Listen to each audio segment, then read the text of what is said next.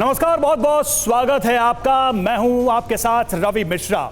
जहां पर हम आज मौजूद हैं, इस धरती से लाखों करोड़ों किलोमीटर दूर अद्भुत, अकल्पनीय और आश्चर्यजनक घटना हो रही है। अंतरिक्ष में ग्रहों की परेड निकल रही है। जी हां, परेड। और यह सदी की सबसे बड़ी खगोलीय घटना है और इसका असर सीधा आपके जीवन पर पड़ सकता है।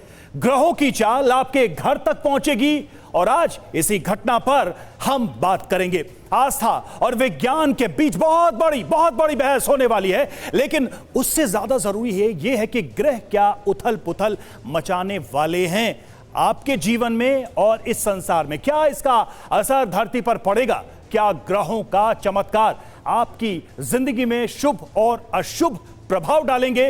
यह सब जानने का वक्त आ गया है। तो चलिए तालियों के साथ शुरुआत करते हैं हमारा खास शो सप्त संकट 2025 का महासंगम।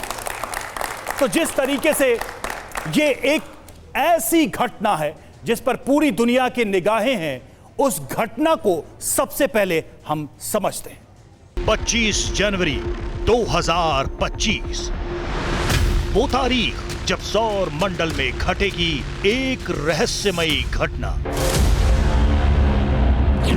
एक ऐसी खगोलीय घटना जो 6 दशक बाद होने जा रही है। 25 जनवरी को सारे ग्रह बनाएंगे एक दुर्लभ संयोग।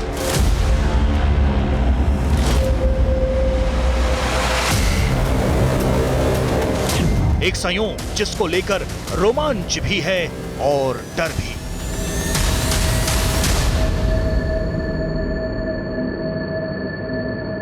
डर और रोमांच के इस संयोग का नाम है प्लैनेटरी परेड या ग्रहों की परेड।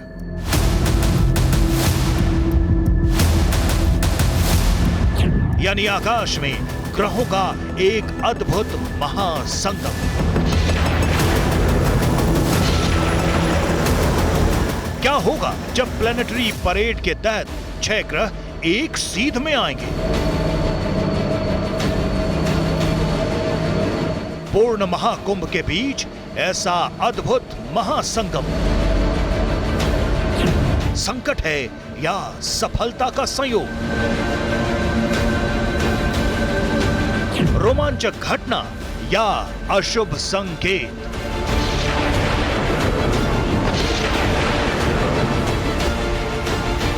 कुछ लोगों का मानना है कि यह घटना पृथ्वी पर बड़े बदलाव ला सकती है।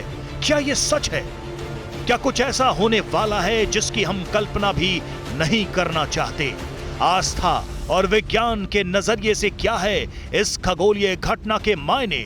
टीवी 9 स्टूडियो में आज 6 ज्योतिष और विज्ञान के जानकारों का एक बड़ा पैनल इस रहस्य से पर्दा उठाएगा।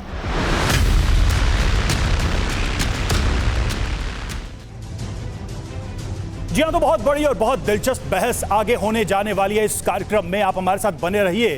देखिए, अंतरिक्ष में ये महासंगम करीब 63 वर्ष के बाद, 63 सालों के बाद हो रहा है। और जब ग्रह मंगल, बृहस्पति, शुक्र, शनि, यानी ये 6 ग्रह जिनका मैं नाम ले रहा हूं, जिसमें कि मंगल, बृहस्पति, शुक्र, शनि, नेपच्यून और यूरेनस 25 जनवरी को एक कतार में खड़े होंगे। जी हां, ज्योतिष शास्त्र के मुताबिक इस खगोलीय घटना का सभी 12 राशियों पर असर पड़ेगा और अगले कुछ दिनों में 7वां ग्रह भी कतार में होगा। यानी तब एक ऐसी स्थिति बनेगी जब 6 नहीं बल्कि 7 ग्रहों की एक परेड होगी और यह अपने आप में और दिलचस्प घटना होगी। समझना जरूरी है कि ग्रहों का महासंगम इतना महत्वपूर्ण क्यों है, इतना अहम क्यों है। 144 साल बाद पूर्ण महाकुंभ हो रहा है और इस बीच ये संयोग भी काफी अद्भुत माना जा रहा है। साथ ही अंतरिक्ष में ऐसी घटना होना एक बेहद दुर्लभ संयोग भी है, इसलिए इसको बहुत ही अलग दृष्टि से देखा जा रहा है और उसी दृष्टि को हम समझने की कोशिश करेंगे विज्ञान और ज्योतिष विज्ञान के माध्यम से। अब सवाल है कि एक पंक्ति में 6 ग्रह का आना कितनी बड़ी ज्योतिषीय घटना है, यह अपने आप में कितना महत्वपूर्ण है। देखिए, 6 ग्रह एक लाइन में आने से राशियों पर इसका क्या असर पड़ेगा, यह सबसे महत्वपूर्ण प्रश्न है ज्योतिष विज्ञान के नजरिए से। क्या यह सिर्फ एक खगोलीय घटना है? यह विज्ञान के दृष्टि से समझना होगा कि वो इसे कैसे देखते हैं, क्योंकि यहां पर दो पॉइंट ऑफ व्यू हैं इस खगोलीय घटना को लेकर, दो विभिन्न विचार होंगे आपके सामने और यही हम आपको बताने की कोशिश करेंगे। और यह पूरा परिदृश्य, ये जो खगोलीय घटना है वो कैसे होगी, जरा एक एनिमेशन के माध्यम से हम बताने की कोशिश कर रहे हैं दर्शकों को कि आखिर ये नजारा, ये दृश्य कैसा होगा जब ये 6 के 6 ग्रह एक साथ एक पंक्ति में, एक सीरीज में नजर आएंगे। देखिए इसके अर्थ, इसके मायने, इसका पूरा का पूरा घटनाक्रम क्या है ये तो हम समझेंगे, लेकिन जरा इसको भी समझें कि इतने वर्षों के बाद, लगभग 6 दशकों के बाद एक ऐसी खगोलीय घटना हो रही है तो आखिर वो दृश्य कैसा होगा। विज्ञान की दृष्टि से अगर देखें तो उसका महत्व क्या होगा, उसमें क्या फर्क होगा, वो हम आपको आगे बताएंगे। हमारे साथ मेहमान भी जुड़ेंगे, लेकिन अब जरा इसको एनिमेशन के माध्यम से हम समझाने की कोशिश करते हैं आपको कि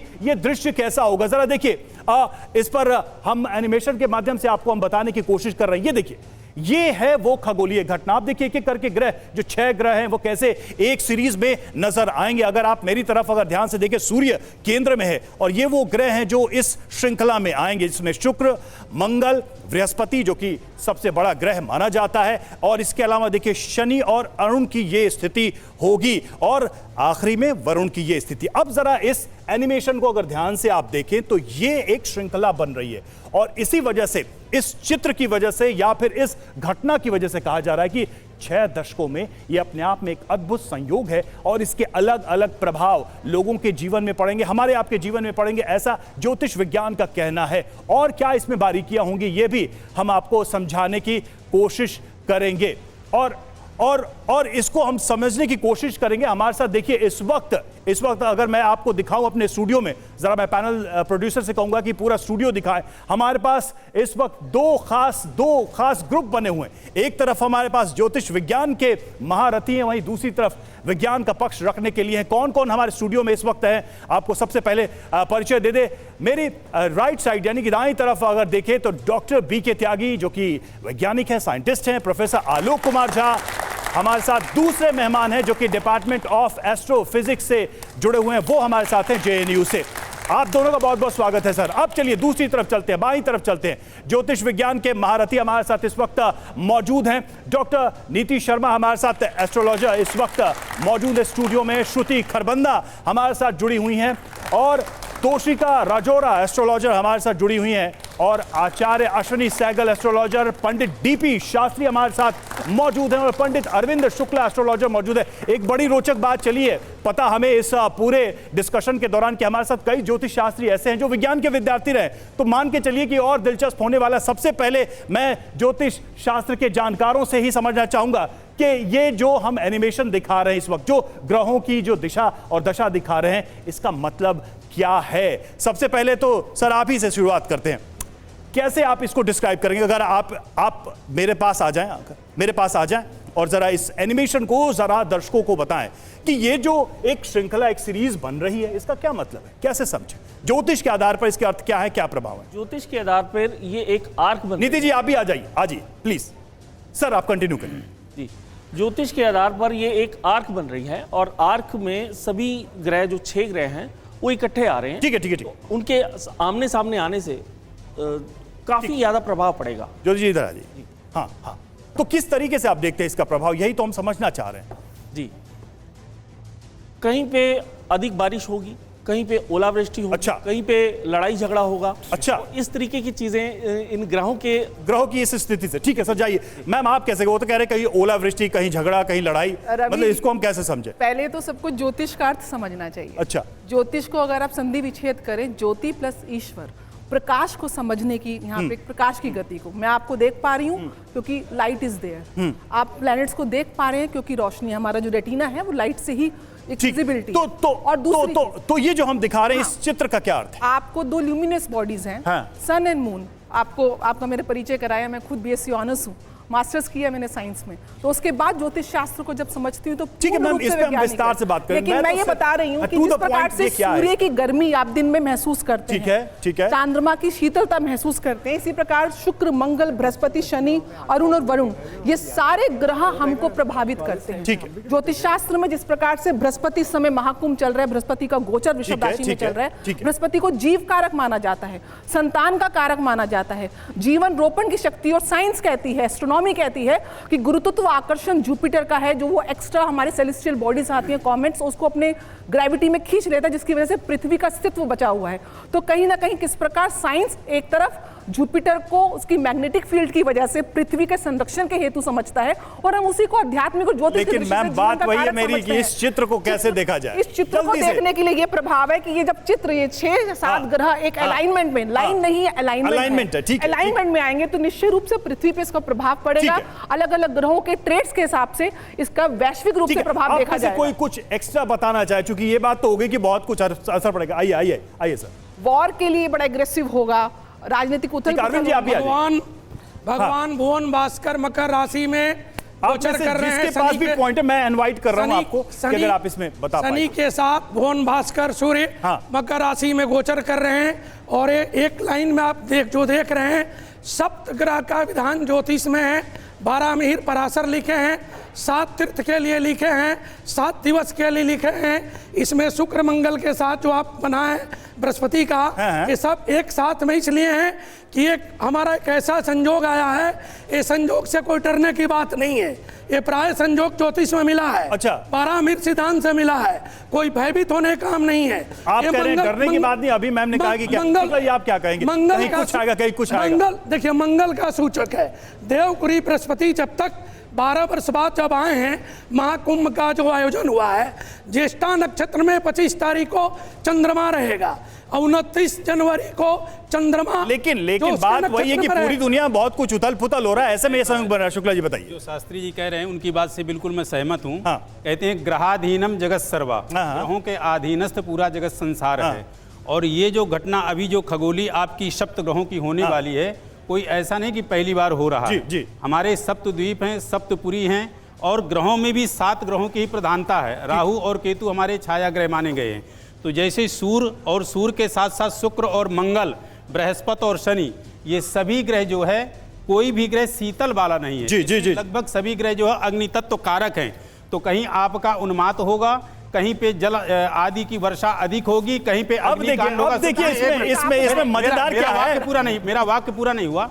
और ये जो पूरी तरह से मंडल बना हुआ है, इसी मंडल के बीच कहीं जो ग्रहों की स्थिति गोचर में सही है, वहां खुशहाली हो। मैं विज्ञान से तो बाद में डिफरेंस पूछता, अभी तो ज्योतिष विज्ञान में भी मुझे थोड़ा डिफरेंस। जी तोशिका, आप कहिए, आप क्या कहना चाहते हैं? यहाँ पे मैं एक चीज क्या ऐड ऑन करना चाहती? मैं सभी की बात से एकदम सहमत हूँ, लेकिन आपको एक चीज बता दूं, क्योंकि ये 7 प्लैनेट्स जो हैं एक साथ अलाइन हो रहे हैं। ऐसी स्थिति में जब भी कहते हैं अमावस्या पूर्णमासी होती है, तो ऐसी स्थिति में हम बोलते हैं चंद्रमा की वजह से मन विचलित हो रहा है। तो जब एक चंद्रमा के प्लैनेट के गोचर में बदलने की वजह से जब आपका मन विचलित हो सकता है, तो यहाँ तो 7 ग्रह हैं जो एक साथ अलाइनमेंट में आ रहे हैं, और महाकुंभ हमारा होने जा रहा है इतने वर्षों के बाद जो महाकुंभ हो रहा है, और ऐसी स्थितियां बन रही है। देखिए मंगल का साल है, तो ये तो क्लियर है कि मंगल जो है वो fights, war, weapons, military, army को रिप्रेजेंट करता है। तो ये तो फॉर श्योर है कि फ्लड और फायर से रिलेटेड महाकुंभ में भी आपने चीज देखा कि फायर हुई युद्ध के और हिंसा के कारक है, उद्रवता के कारक है। 17 मई तक ग्रह गोचर की जो स्थिति है, मंगल जब तक चेंज होकर सिंह राशि में नहीं जाएंगे, तब तक पूरे विश्व में कहीं ना कहीं भयानक। अब इसको और इंटरेस्टिंग करते हैं, आप लोग उधर जाइए। अब मैं जरा विज्ञान का पक्ष रखने वाले लोगों को बुला लूं। प्रोफेसर, डॉक्टर साहब आइए, प्लीज आइए। अब आपने सुना, अब आप यहीं रहिए, हम सीधे बात करेंगे, आमने सामने बात करेंगे कि थोड़ा पीछे आइए। अब ये तो आपने सुना, आपने ध्यान से सुना कि क्या कहा जा रहा है। एक बात तो उन लोगों से तरफ से कही कि क्या क्या घटनाएं होंगी लोगों के जीवन में और संसार में भी। आप इसको कैसे देखते हैं, वाकई में ऐसा है क्या? देखिए, इन्होंने कहा हो सकती है, कभी भी इन्होंने कहा होगी। वो आप ब्लू कलर देख रहे हैं, क्यों है ये नहीं कह सकते ब्लू कलर ही क्यों है, क्योंकि मीथेन गैस है वहां पर। तो साइंस कहता है कि क्या होगा, सुन ले। संभावनाओं की बात नहीं करता है साइंस। एग्जैक्टली ये मीथेन है, या हमारा ये मंगल ग्रह बिल्कुल रेड आयरन ऑक्साइड है वहां पे, तो इस तरह से जैसे आपने रवि जी कहा महज एक संजोग है, बिल्कुल मैं आपकी बात से सहमत हूँ, ये एक महज एक संजोग है, ये प्लेनेटरी हैंग आउट कह सकते हैं। उन्होंने अपना एक आज घूमने की दृष्टि से एक इसमें एक तो ये एनिमेशन प्लीज अब आप जाइए, वॉल पे समझा सकते हैं। आपका एनिमेशन सही नहीं है, ये स्ट्रेट लाइन में नहीं आ रहे हैं, ये सूरज के एक तरफ है, ठीक है। स्ट्रेट लाइन, उन्होंने कहा कि अलाइनमेंट हो। अलाइनमेंट का मतलब परेड भी नहीं है, क्योंकि ये मीडिया ने टर्म यूज करी है। परेड जो है, ये सारे प्लैनेट सूरज के एक तरफ आ रहे हैं और ऊपर नीचे होंगे, नहीं तो ये इक्लिप्स हो जाते हैं अगर हम इसको उस तरीके से देखें। विनस जो है हमारा, मरकरी जो है वो अभी पीछे है, वो नहीं दिख रहा है। 28 फरवरी को वो भी आ जाएगा यहाँ, ठीक है, बिल्कुल। हाँ, सातों का अलाइनमेंट अलाइंड, मतलब ये अलाइंड मतलब एक तरफ है, इसका टेक्निकल मीनिंग ये है। और ये नहीं कि ये एक स्ट्रेट लाइन में, स्ट्रेट लाइन में नहीं है ये लोग। तो दूसरी बात ये कि नहीं, इम्पैक्ट वाइज इसको कैसे देखें, क्योंकि इन्होंने, आपने सुना कि इम्पैक्ट वाइज वो क्या कह रहे हैं? इम्पैक्ट क्या हो सकता है, वही तो मैं पूछ रहा हूं। कोई पहली बार नहीं हो रहा है, क्योंकि ये 7 प्लेनेट का एक तरफ आ जाना ये थोड़ा और रेयर है। एक कहें कि 1000 साल में 6 या 7 बारी ये होता है। हाँ। और ये तो 10 से 15 साल, जो 6 प्लेनेट है 15 साल में, ठीक है, सुनते ये पॉसिबल है। सुनिए एक मिनट, पहले पूरी बात सुन लीजिए, मैंने आपकी बात सुनी है, आराम से उधर खड़े हो जाइए। देखिए, हर प्लेनेट की एक परिधि है। सर आप उधर, कैमरा है, पब्लिक उधर है, उधर देखते हुए बात करते हैं। आप सब जानते हैं हर प्लेनेट की एक परिधि है, और हमारा जो साल है इस बात पे निर्भर करता है कि वो ग्रह कब सूरज का एक चक्कर लगाता है। सबसे जल्दी चक्कर कौन सा लगाता है? मरकरी लगाता है। सबसे लास्ट में कौन सा लगाता है? हमारा नेपच्यून लगाता है। और कभी ना कभी हर अपनी गति से चल रहे हैं, अपनी धुरी पे भी घूम रहे हैं, और कभी ना कभी एक ऐसा इंसिडेंस बन सकता है, क्योंकि आज की तारीख में बहुत सारे ऐसे सिमुलेशन के सॉफ्टवेयर हैं जहां पे आप ये कर सकते हैं, टाइम को कैलकुलेट कर सकते हैं। मिश्रा जी, कोई प्राकृतिक प्रभाव नहीं पड़ता है? बिल्कुल नहीं। मिश्रा जी, ये नेचुरल चीज है। मिश्रा जी, हाँ, बोलिए। अगर सन के, सुनिए, हमारे देखें, हमारे सूर्य के बाद सोम है, मंगल है। अगर इनके सन के करीब में मरकरी है तो उसके बाद सन के बाद है, सोम के जगह क्यों नहीं बनाए मरकरी? ये बना सकते हैं। सोमवार के बाद बुधवार लाएंगे, बुधवार के बाद शुक्रवार लाएंगे, शुक्रवार के बाद मंगलवार लाएंगे। ये नहीं ला सकते हैं, हम ला सकते हैं। हमारा सिद्धांत है, हमारे सूर्य के बाद चंद्र है, मंगल है। श्रुति जी, मुझे लगता है आपको आना चाहिए, काफी बात यहाँ आगे बढ़ गई है। चंद्रमा, दोनों चीजें, चंद्रमा तो ग्रह भी नहीं है। मैं आपको बताना चाहता हूँ, हमारे यहाँ दिवा रात्रि का विधान है। हमारा दिन का राजा है, रात्रि के राजा है। अगर सूर्य के करीब में बुध है, सूर्य के करीब में बुध है, इनके सिद्धांत से हमारे जो संडे के बाद बुधवार आना चाहिए, बुधवार नहीं है। इधर थोड़ा सा हम आते हैं वापस, हम इस चित्र पे वापस थोड़ा सा पीछे जाइए। हमारा निश्चित है, इनका उत्तर तो लीजिए। अब उत्तर मैं आपको डेटा देती हूँ, आप प्रभाव की बात कर रहे हैं। आप ये जानते हैं कि जब थोड़ा सा हम पीछे जाते हैं, क्योंकि हमें नहीं दिखाई दे रहा, हम प्रेडिक्ट नहीं कर सकते। नहीं, that is what I want to tell you. I can tell you the data. I can tell you the data. कि जब डाटा जब होने के बाद जोड़ा गया है, यही दिक्कत है आप लोगों का। नहीं, बिल्कुल नहीं। नवग्रह हो गया उसके बाद कह रहे कि हमने तो पहले नासा की ऑब्जर्वेटरी भी नहीं बनी थी। ठीक है, नासा की ऑब्जर्वेटरी भी नहीं थी। कोई प्रेडिक्ट नहीं कर पाया थे कि सोलर सिस्टम क्या है। आप हमारे प्राचीन से प्राचीन, आप हमारे प्राचीन से प्राचीन मंदिर में चले जाइए रवि जी। आज से 2000 साल पुराने मंदिर में चले जाइए, आपको सूर्य सेंटर में मिलेगा। आप चलिए, नासा को तो मैं इसमें एक चीज कह रहा हूँ, मैं आप लोग अपने स्थान ग्रहण करिए। हाँ, हमारे अश्वनी थे चक्षु प्राणेन सरस्वती वीर्यम चंद्रो बलिंद्र। में बताइए, किसी को समझ नहीं आ रहा आप क्या बोल रहे हैं। हिंदी में बताइए, हिंदी में बताइए। किस राशि में लगेगा, किस नक्षत्र में लगेगा? कि हर व्यक्ति के एक नक्षत्र में जन्म होगा। मिस्टर त्यागी के भी पिता से ही संतान है, इनके बाप से ही जन्म है ना, माँ से ही जन्म है ना, उनका भी एक नक्षत्र है, उनका भी एक योग है।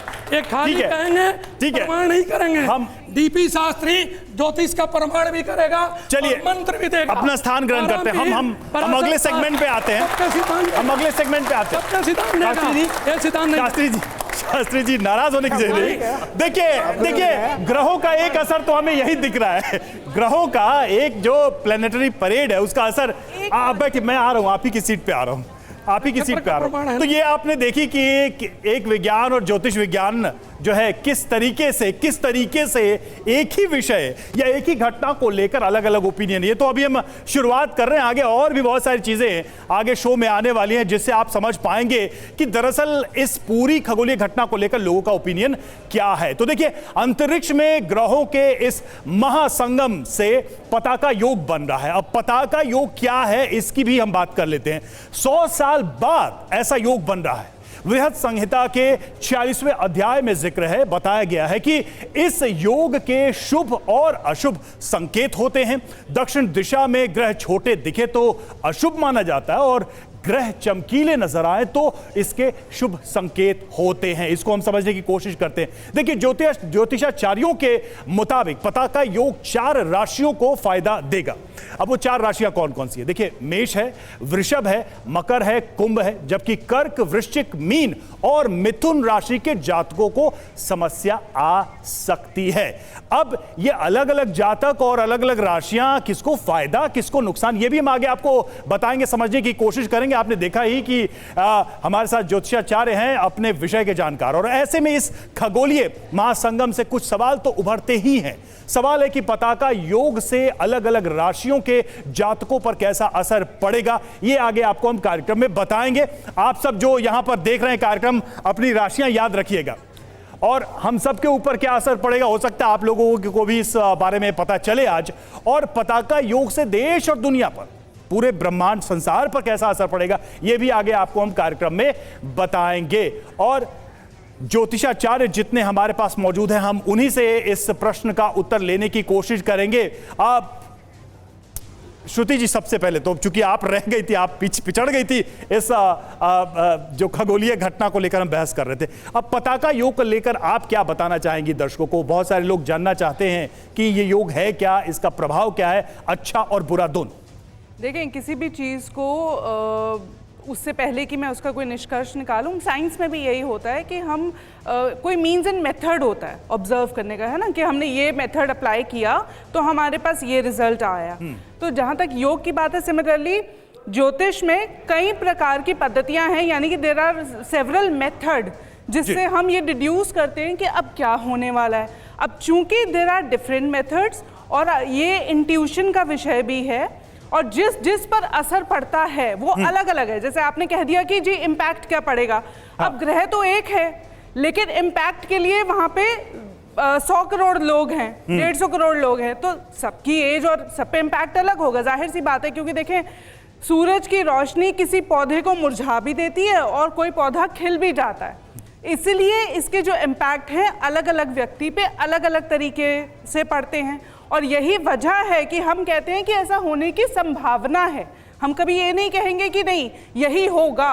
क्यों? क्योंकि उसमें भी काफी सारी स्ट्रीम्स हो जाती है ना। अब जिस मेथड से मैं आ रही हूँ, जिस मेथड, तो यही तो विज्ञान की तरफ से, हमारे डॉक्टर्स और प्रोफेसर की तरफ से ये कहा गया कि हम बताते हैं एग्जैक्टली कि क्या होगा और क्यों हुआ, क्या हो तो सकता है। हमसे स्पेसिफिक पूछिए कि देखिए इस व्यक्ति विशेष पर क्या असर पड़ेगा, या भारत पे एग्जैक्टली क्या असर पड़ सकता है, वो भी किस मतलब डायमेंशन में, कि आपके फाइनेंसेस कैसे रहेंगे। क्योंकि ज्योतिष आपको आपके जीवन के बारे में बताता है ना, आपके फाइनेंसेस के बारे में बताएगा, हेल्थ के बारे में बताएगा। अब हमें कहिए कि इस व्यक्ति विशेष की हेल्थ कैसी रहेगी क्योंकि ग्रह ऐसे। ठीक है मैम, पॉइंट टेकन। ये बिंदु अपने आप में महत्वपूर्ण है, हम उसका उत्तर भी लेंगे। और सहगल साहब, आप कैसे इस योग को बताना चाहेंगे, डिस्क्राइब करना चाहेंगे, पताका योग? जी, पताका योग एक ऐसा योग होता है जिसमें एक तरफ कुछ प्लैनेट्स होते हैं और दूसरी तरफ अलग से प्लैनेट्स होते हैं। ठीक है। तो शनि और शुक्र के एक तरफ होने से और बृहस्पति और मंगल के एक तरफ होने से ये पताका योग बनता है। और जब ये योग बनता है तब एक ऐसी घटना बनती है कि सभी के ऊपर रिजल्ट्स आते हैं, किसी के ऊपर अच्छा आता है, किसी के ऊपर खराब आता है। ठीक है। ये बहुत जरूरी होता है कि वो रिजल्ट्स को हम पहचानें। और राशि के अनुसार अगर हर व्यक्ति अपने कुछ उपाय होते हैं उन्हें कर ले। नहीं, ये तो सबने बताया कुछ अच्छा कुछ बुरा, लेकिन किस पर क्या होगा ये हम समझना चाह रहे थे। जी, हर व्यक्ति कैसे देखे इसको, मैं कैसे देखूं? जी, शुक्ला जी कुछ कहना चाहेंगे? मैं कैसे देखूं? देखिए ऐसा है, मेरा नाम रवि मिश्रा है, मैं कैसे देखूं इस योग को? जी रवि जी, देखिए ऐसा है, जो ये आप दिखा रहे हैं ये गोचर का है। हाँ। और किसी एक व्यक्ति को देखना है, जैसे रवि जी को देखना है। बिल्कुल। रवि जी गोचर और अपनी परमानेंट कुंडली का जब अध्ययन किसी ज्योतिषी से करवाएंगे तो वो सारांश निकल के आएगा कि आपकी राशि, आपकी लगन, आपके वर्तमान महादशा, अंतरदशा, प्रत्यांतर दशा में इस क्षण इस टाइम पे ये घटना घटित होगी। तो इस तरह से आप बता पाएंगे। नहीं, लेकिन कोई क्या जेनरिक इंपैक्ट है? देखिए, हर आदमी की कुंडली हो ये जरूरी नहीं है। जी जी, मैं प्रकाश डालना चाहूंगी। जनरली ज्योतिष का एक सिद्धांत नहीं है। जिस प्रकार से साइंस में किसी सूत्र को निकालने के लिए डेरिवेशन होती है, इसी प्रकार ज्योतिष में भी परम्यूटेशन, कॉम्बिनेशन देखी जाती है। प्लैनेट्स की एस्पेक्ट होता है, उनकी स्ट्रेंथ, उनकी वीकनेस देखी जाती है। जिस प्रकार से एक चीज का गुण धर्म होता है, सूर्य का एक गुण धर्म है कि वो अग्नि तत्व प्लैनेट है, उसके पास प्रकाश की ऊर्जा है। ऐसे हर प्लैनेट के गुण धर्म के आधार नीति जी, मैं अगर मैं इसको सिंप्लीफाई करता हूं। आपका नाम रवि है, मान लीजिए आपका नाम रवि है, तो मैं आपके नाम से आपकी राशि तुला है, तो तुला राशि पे जिसके स्वामी शुक्र हैं, जो सूर्य के करीब हैं, और वो इस प्रभाव में आ रहे हैं, तो क्या प्रभाव पड़ेगा, उसको हम ऐसे डिकोड करते हैं। मैं एक सिंपल सवाल कर रहा हूं, शुक्ला जी आप इसका उत्तर दीजिए। मैं एक सिंपल सवाल कर रहा हूं कि क्या ऐसा संभव है कि आप 6 ज्योतिष हमारे पास बैठे हैं और एक ही घटना के प्रभाव को लेकर आप लोग की गणना अलग अलग हो? नहीं, अगर ये विज्ञान है तो एक ही कैलकुलेशन क्यों नहीं, एक ही रिजल्ट क्यों नहीं? गणना में वेरिएशन, हाँ ठीक है, प्रभाव का प्रभाव, विपरीतात्मक प्रभाव नहीं होता। ठीक है, शुक्ला जी क्या क्या प्लैनेट की एक ट्रेड्स हैं, वो हम सब, मैं 10 बताऊंगी, शुक्ला जी 5 बताएंगे, श्रुति जी 2 और बता देंगी, क्योंकि एक प्लैनेट मल्टीपल चीजें सिग्निफाई करता है। रवि जी, जो ज्योतिष के आधार पे बताया जाएगा, हम जो 6 बैठे हैं या 5 बैठे हैं, वो एक ही सारंश निकल के, तोशिका कुछ कहना चाह रहे, नहीं निकल के आएगा। तोशिका जी आप कुछ ऐड करना चाहते हैं? एक चीज आपको बताएं। नहीं, शुक्ला जी लौट रहा हूं, काफी देर से उनको कुछ कहना चाह रही थी। हम लौट रहे हैं आपके पास मुझे पता है कि आप कुछ पॉइंट ऐड करना चाह रहे, तो वहां पे बात रह गई थी। जैसे आप कैलकुलेशंस की यहाँ पे बात करें, नीति जी ने और यहाँ पे अरविंद जी ने एक चीज़ यहाँ पे बहुत क्लियरली बोली कि आपकी राशि के अनुसार जो है आपकी प्रेडिक्शन की जाती है, लेकिन उसके साथ साथ आपका गोचर स्थिति क्या चल रही है, दैट मीन्स ट्रांजिट क्या चल रहा है। जिस प्रकार से ये प्लैनेट्स अलाइन हो रहे हैं, ये ट्रांजिट को रिप्रेजेंट करते हैं। आपकी व्यक्तिगत दशा क्या चल रही है, उसी तरीके से मैं उसी पॉइंट पे नीति जी आ रही हूँ, प्लीज। आपकी महादशा, अंतरदशा, प्रत्यंतर दशा क्या चल रही है, फिर उसके बाद जो गोचर का अलाइनमेंट आपकी कुंडली से क्या बैठ रहा है, उसके हिसाब से यहाँ पे जो है गणना की जाती है। और एक चीज आपने जरूर यहाँ पे बोली थी कि हम जो 6 लोग हैं या 7 लोग हैं यहाँ पे, हमारी कैलकुलेशन डिफरेंट जा सकती है। देखिए, मोडालिटी जो है वो एक ही है। हाँ, कई बार ये चीज होता है कि किसी की जो नजर है, दृष्टि है, वो लेफ्ट में जा रही है, किसी की राइट में जा रही है, लेकिन जो कंक्लूजन होगा वो एक्चुअली में एक ही फॉर्म पे आके परसिस्टेंट यहाँ पे रहेगा। उसका रीजन ये है क्योंकि प्लैनेट के जो बेसिक नेचर्स हैं उन्हीं के हिसाब से और आपकी दशा और तिथियों के हिसाब से ही हम यहाँ पे गणना करते हैं। ठीक है, तो आपकी कैलकुलेशन तो गणना की बात होगी। जी जी त्यागी सर, एक ले लेते हैं उधर से उत्तर। एक चीज और जल्दी से, एक चीज और कहना चाहूंगा। सबसे प्राचीन क्या है हमारे धर्मशास्त्र में? वेद। तो ये वेद की जो ज्योतिष है, वेदस्य निर्मलम चक्षु ज्योतिष शास्त्र कलमसम, यह वेद की चक्षु है, नेत्र है। इससे प्राचीन और कोई विज्ञान और, चलिए ठीक है, विज्ञान की बात हुई कि इससे प्राचीन विज्ञान नहीं है। अब एक तो मैं ऐसे ही पूछ लेता हूं, इन्होंने कहा कि इससे प्राचीन कोई विज्ञान नहीं है, ज्योतिष विज्ञान है, आप मानते हैं? देखिए, यहाँ पे वही है, मैं अभी बहुत सारे यहाँ यंगस्टर बैठे हुए हैं। विज्ञान का चीज़ों को अपनी तरीके से देखने परखने का तरीका अलग है। अगर हमें किसी चीज़ का सही साक्ष्य यानी एविडेंस नहीं मिलता है, हम उसको नहीं मानते हैं। साइंस कब बनता है? ऑक्सीजन हाइड्रोजन को सिमिलर कंडीशन में पूरे यूनिवर्स में कहीं भी मिलाइए, रिजल्ट पानी होगा। क्या यहाँ 6 लोग बैठे हुए हैं, किसी एक को मैं बोलता हूँ इसकी कुंडली को आप जरा इंटरप्रेट करिए, सबके रिजल्ट अच्छे होंगे। उन्होंने खुद ही बोला है कि डिग्री का फर्क हो सकता है। साइंस में ये नहीं होता। ठीक है, साइंस में एक्यूरेसी, प्रिसीजन चाहिए, जो ज्योतिष की इंटरप्रिटेशन में नहीं है। पंचांग जिसके द्वारा गणना की जाती है। ठीक है शास्त्री जी, हाँ जल्दी से साइंटिफिक है, लेकिन एक मिनट शास्त्री जी, हाँ बोलिए। हमारे यहाँ अश्विनी नक्षत्र से रेवती नक्षत्र है।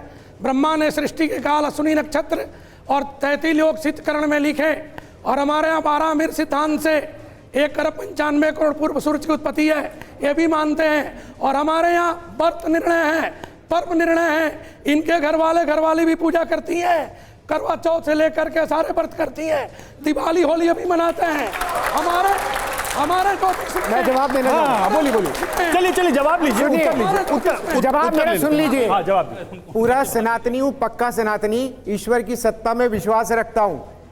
चैप्टर 10 में 8वें अध्याय में लॉर्ड कृष्ण ने क्या कहा है? जो कुछ हो रहा है मेरी वजह से हो रहा है। मैं ही उस सबका कारक हूं। अगर सब कुछ उनकी वजह से हो रहा है तो तुम लोग बीच में क्यों बैठे हो? बताइए, मुझे जवाब दीजिए। तुम्हारा प्रेडिक्शन करने का मतलब क्या है? क्या मतलब है तुम्हारा? फिर बिल्कुल तुम्हारा रोल क्या रह जाता है सोसाइटी में? नहीं, हमारे यहाँ लिखा है नहीं। भद्रम कर्णे भी हिंदी में बताओ। भद्रम बसे माक्षिप्रजत्रा हिंदी में बताओ। स्थिरैर हर हिंदी मंगल। अर्थ बताइए, अर्थ इस बताइए। कान के द्वारा मंगल सुने। क्या सुने? मंगल सुने। भद्रम कर्णे भी सूर्याम देवा भद्रम पसे माक्षिप्रजत्रा। हमारे यहाँ वनस्पति पूजा है, औषधि पूजा है, नक्षत्र पूजा है, गुरुजन माता पिता का पूजा है। नहीं, मकर संक्रांति ठीक है। में पिता पुत्र का मिलन है। 10 महीना सूर्य की और शनि की नहीं बनती है, नहीं। बल्कि जब भगवान सूर्य उत्तरायण होते हैं वो सब मंगल में उत्सव शुरू मानते होता मानते है। आज मुझे बात लगता है हो रही आपके ग्रह काफी तेज है, बार बार मानते यहाँ आ रहे होते। मंगल उत्सव आइए, होते हैं। आइए। इनका इनका प्रमाण नहीं है, हम सिद्धांत नहीं है। शास्त्री जी, हमारा सिद्धांत है। हम ग्रहों के अलाइनमेंट में बैठ जाते हैं एक बार फिर से। हाँ, अभी देखिए, अभी तो ये मतलब हमने शुरू ही किया है। आप लोग देखते जाइए कि कितने सॉलिड लॉजिक आते हैं इधर से और उसका कितना लॉजिकल उत्तर आता है। मैं लौट रहा हूँ, देखिए मैं लौट रहा हूँ। हमारे साथ एक खास मेहमान जुड़े हैं, एक खास मेहमान। मैं लौट रहा हूँ आपके पास। एक हमारे साथ खास मेहमान जुड़े हुए हैं, दाती महाराज हमारे साथ इस वक्त मौजूद है। सीधे उन्हीं के पास हम चलेंगे। महाराज जी, बहुत बहुत स्वागत है आपका TV9 भारतवर्ष में।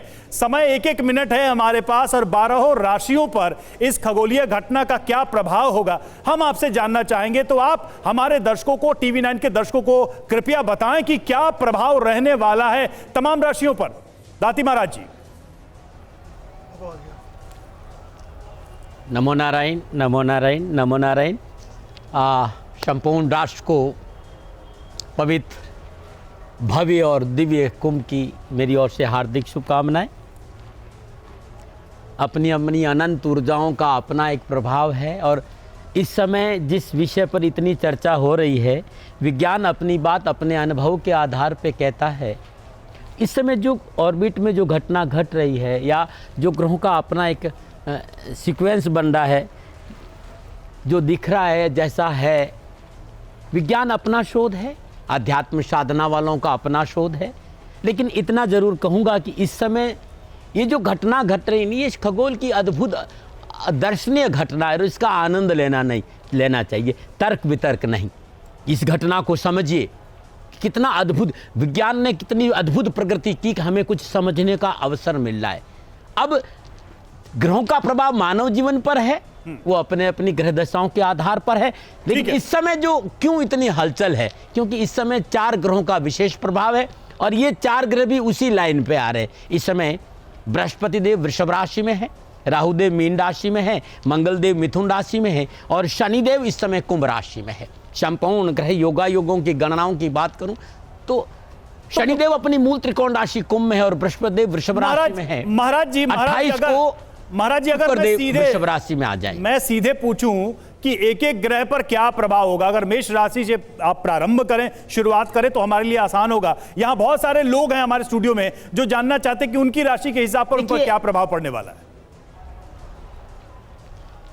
यदि मैं 12 राशियों की बात करूं जी जी, तो इस समय ये जो घटनाएं हो, इस समय जो ग्रह योगायोग 1 महीने के हैं, 29 मार्च 2025 तक के मेष राशि वालों के लिए पूर्णता लाभदायक, सफलता से भरा समय रहेगा, क्योंकि शनिदेव बहुत अद्भुत बैठे हैं और बृहस्पति देव का भी प्रभाव उत्तम रहेगा। वृषभ राशि वालों को राजनीति में सफलता का उत्तम अवसर है, कारोबार में लाभ मिलेगा, परिवार का साथ मिलेगा, लेकिन अति अहंकार से बचना चाहिए। इस समय जो ग्रह है, मैं मिथुन राशि की बात करूं, मंगलदेव वक्री अवस्था में मिथुन राशि के में संचरण कर रहे हैं। अत्यधिक आत्मविश्वास, क्रोध पर काबू रखें, अपनों को साथ लेके चले।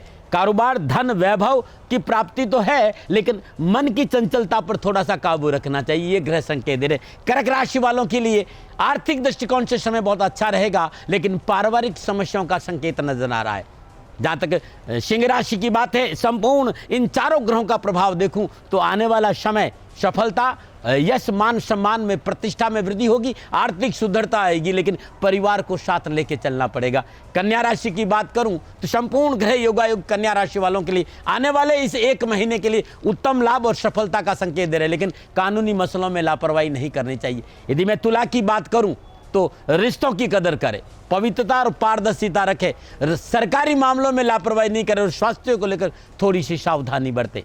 वृश्चिक राशि वालों के लिए इस समय राशि अधिपति वक्री अवस्था मिथुन राशि में प्रवेश कर रहे हैं, क्रोध पर काबू रखें, लेकिन जीवन साथी के साथ टकराव की संभावना है और धन हानि का संकेत नजर आ रहा है। विवादित सौदों में निवेश नहीं करें। धनु राशि वालों के लिए यह समय पूर्णतः लाभकारी और सफलताओं से भरा रहेगा। मकर राशि वालों के लिए उत्तम समय है, लाभ सफलता खुशी का संकेत है। वर्चस्व में वृद्धि होगी, लेन देन के मसले उत्तम रहेंगे और आर्थिक सुदृढ़ता आएगी। कुंभ राशि वालों के लिए शनिदेव बहुत उत्तम अवस्था में संचरण करें और बृहस्पति देव का भी बहुत उत्तम प्रभाव है, तो कुंभ राशि वालों के लिए समय बहुत अच्छा है। और जहाँ तक मीन राशि का समय है, 28 तारीख से शुक्रदेव अपनी उच्च राशि मीन में आएंगे, तो हर तरह से लाभ सफलता है। मैं कहना चाहूंगा कि राष्ट्र को भय मत मानिए, ये समय बड़ा उत्तम है। और इस समय प्रयागराज कुंभ में महाकुंभ भी है। जी महाराज जी, हम लौट रहे हैं आपके पास, क्योंकि देखिए आपने तो बहुत ही अच्छे से बताया, बहुत ब्रीफली, बहुत संक्षेप में कि किस राशि पर क्या प्रभाव पड़ने वाला है। लेकिन हमारे साथ यहाँ पर ऑडियंस भी मौजूद है और जिसके मन में बहुत सारे सवाल उठ रहे हैं। काफी देर से हाथ उठा के लोग पूछना चाह रहे हैं कुछ सवाल, तो हम एक एक करके आप सबके पास आएंगे और ये हम जानने की कोशिश करेंगे, हम समझने की कोशिश करेंगे कि आपके मन में जो सवाल है उसका उत्तर यहाँ पर क्या मिलता है। और सवाल कुछ ऐसे भी हैं, ऐसे भी प्रश्न हैं जो कह सकते हैं कि सबके मन में कॉमन क्वेश्चन है, सामान्य प्रश्न है। सवाल यह कि महाकुंभ के बीच पड़ रहे इस संयोग से कैसा संकेत मिल रहा है। हम इन जो सवाल हैं इन पर हम एक एक करके आएंगे और अपने साथ जो ज्योतिष विज्ञान के एक्सपर्ट्स हैं उनसे ही हम जानने की कोशिश करें। लेकिन एक छोटी सी कंडीशन है मेरी, मतलब ये केबीसी टाइप सवाल है। सवाल मैं एक बार फिर से दोहरा रहा हूं, आप में से जिसके पास भी लगता है कि उसको उत्तर देना है तो प्लीज हाथ उठाइएगा, फिर हम बारी बारी से इस पे उत्तर लेंगे।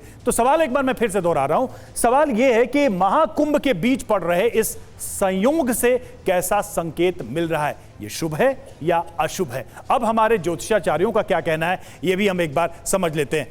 चलिए ठीक है शुक्ला जी, आप ही शुरू करते हैं संक्षेप में, लेकिन हमारे पास टाइम कम। महाकुंभ शुभ है और राष्ट्र में पूरे विश्व पटल के लिए शांति का कारक बनेगा और भारत के लिए जीडीपी का इतना बड़ा ग्रोथ करेगा कि भारत के कुंडली में इसके बहुत बड़ा लाभ मिलेगा। ठीक है ठीक है। श्रुति जी आप उठा रही थी हाथ,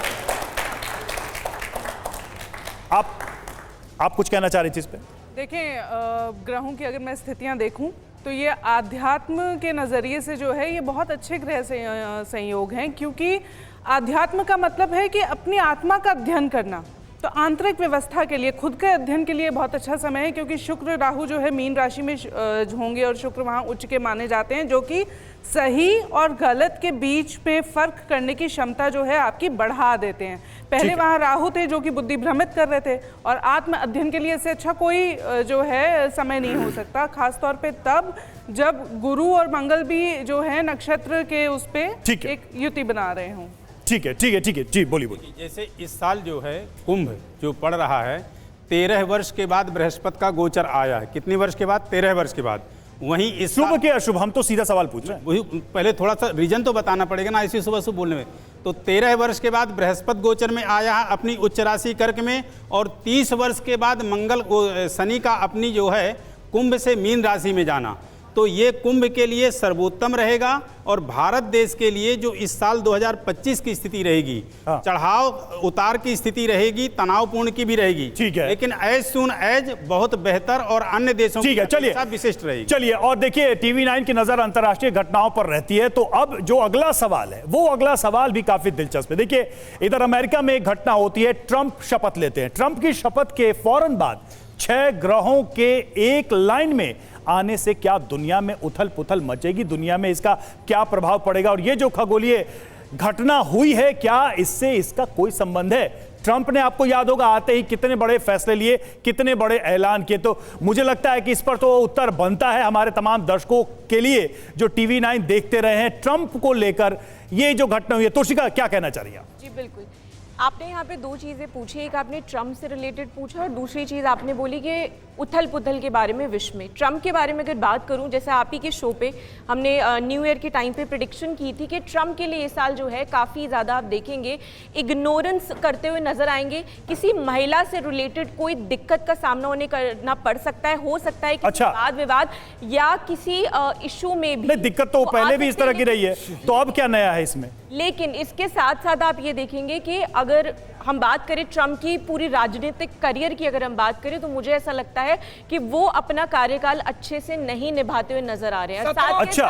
साथ के साथ अगर बात करें आपके विश्व के बारे में, तो यहाँ पे सुनामी, क्योंकि ये ग्रह जो है ये चेंज हुए हैं। ठीक है, और नीति कुछ कहना चाहेंगे इस पे? ठीक है, ऐड ऑन करने। एक तो बहुत ही क्लियरली अगर आप शुभ और अशुभ के बीच में बोलते हैं तो क्लियर डिमार्केशन हो सकती है। ग्रहों का शुभ और अशुभ दोनों प्रभाव रहता है। नहीं, ट्रम्प के कॉन्टेक्स्ट में ये सवाल, ट्रम्प के कॉन्टेक्स्ट में बहुत ही निर्णायक डिसीजंस वो लेके जाएंगे और जिसके प्रभाव से वॉर में मई के बाद, क्योंकि ओवरऑल हमको परम्यूटेशन कॉम्बिनेशन देखना है, वॉर में कहीं ना कहीं मेलो डाउन होगा, चीजें स्थिर होंगी। वैश्विक पटल पे जो संबंध है इंटरनेशनल प्लेटफॉर्म पे चीजें सुधरेंगी। अच्छा, आप कह रहे हैं कि ग्लोबली चीजें सुधरेंगी, लेकिन वो कह रहे हैं कि ट्रम्प के लिए थोड़ी दिक्कत होगी। व्यक्तिगत ट्रम्प के लिए उनकी ये इनिंग, ये वर्ष अच्छा रहेगा। मेरा यहाँ पे छोटी सी लाइन, उनका कुछ पॉइंट है। रवि जी इधर भी आइए। हाँ, अब आप ही के पास आ रहा हूँ।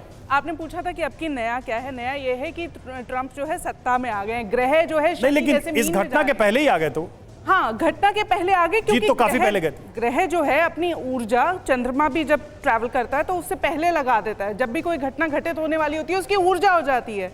अब वो सत्ता में पहले आ गए, फैसले तो अब लेंगे। जैसे उन्होंने इलीगल इमिग्रेंट्स को रोकने के लिए फैसला लिया और उस पर कोर्ट का विरोध भी आ गया, तो जितने के फैसले मिलेगा। ये बड़ी इंटरेस्टिंग बात है कि हम ट्रम्प के बारे में यहाँ प्रेडिक्शन कर रहे हैं जबकि वो लोग ज्योतिष में विश्वास नहीं करते। नहीं सर, वेस्टर्न एस्ट्रोलॉजी है। हमारे लोग अपनी खामखा एनर्जी वेस्ट कर रहे हैं कि अमेरिका ये करेगा, ट्रम्प ये करेगा। ट्रम्प के बारे में, उसकी पर्सनैलिटी के बारे में, आइडियोलॉजी के बारे में कुछ कहना चाहते हैं? एक मिनट, अरे विज्ञान की तो सुन लीजिए। अरे महाराज जी, विज्ञान की सुन लीजिए। नहीं, ठीक है, वो अलग बात है, लेकिन हाँ, मेरी बुद्धि भ्रष्ट है। ग्रेविटेशनल ये ग्रहों का प्रभाव है मेरे ऊपर। ज्योतिष में आपने भगवान कृष्ण की इनको काउंटर करूंगी मैं। नहीं, अभी बात तो कर ले, तब तो काउंटर आप लोग कीजिए पहले।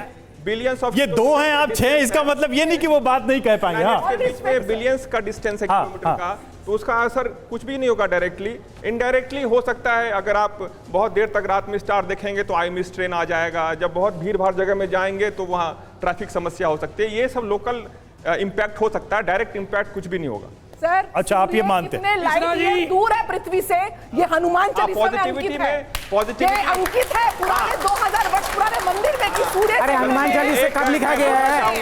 500 साल पहले ही लिखा गया है। चला, लेकिन हम जानते हैं ऑर्बिट के इंटरसेक्शन पॉइंट एग्जिस्ट करते हैं। ठीक है, हम एक बार दाती महाराज के पास वापस चलते हैं। महाराज जी, यहाँ तो काफी बहस हो रही है विज्ञान और ज्योतिष विज्ञान और इस घटना और इसके प्रभाव को लेकर आप क्या कहना चाहेंगे? ये जो एक बहस है, क्या वाकई में इस बहस का कोई अर्थ है या फिर दोनों के अपने अपने स्थान है, दोनों अपने अपने जगह ठीक है?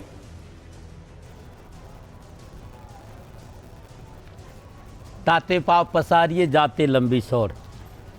मनुष्य को अपने अनुभव की और साधना का पूरा हक है।